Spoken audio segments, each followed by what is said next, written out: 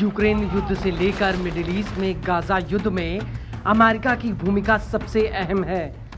जहां एक तरफ अमेरिका की अगुवाई में नाटो यूक्रेन की मदद कर रहा है, वहीं मिडिल ईस्ट में अमेरिका खुद इजराइल की मदद के लिए कंधे से कंधा मिलाकर खड़ा हुआ है।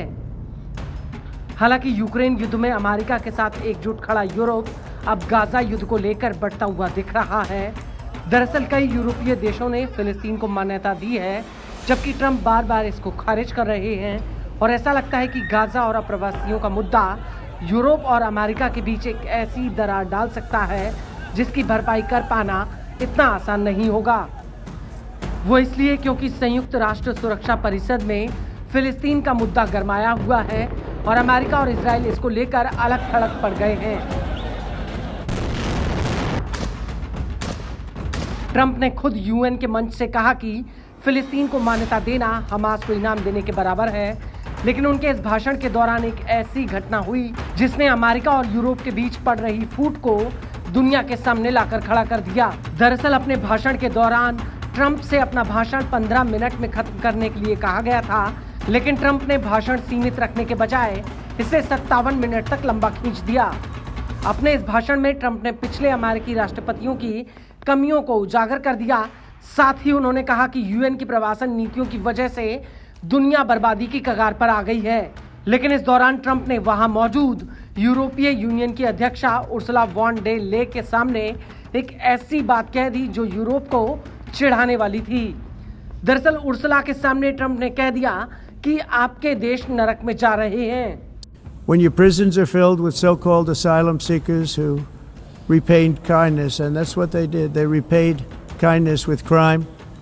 It's time to end the failed experiment of open borders. You have to end it now. See, I can tell you. I'm really good at this stuff. Your countries are going to hell. Any system that results in the mass trafficking of children is inherently evil.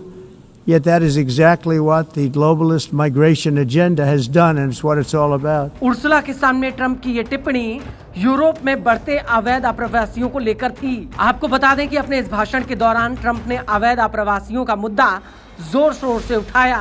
Trump ने अवैध प्रवासियों को बढ़ावा देने के लिए सीधे संयुक्त राष्ट्र के ऊपर आरोप लगाया। इसके अलावा ट्रंप ने कड़े बॉर्डर नियमों की मांग की है। Not only is the UN not solving the problems it should, too often it's actually creating new problems for us to solve.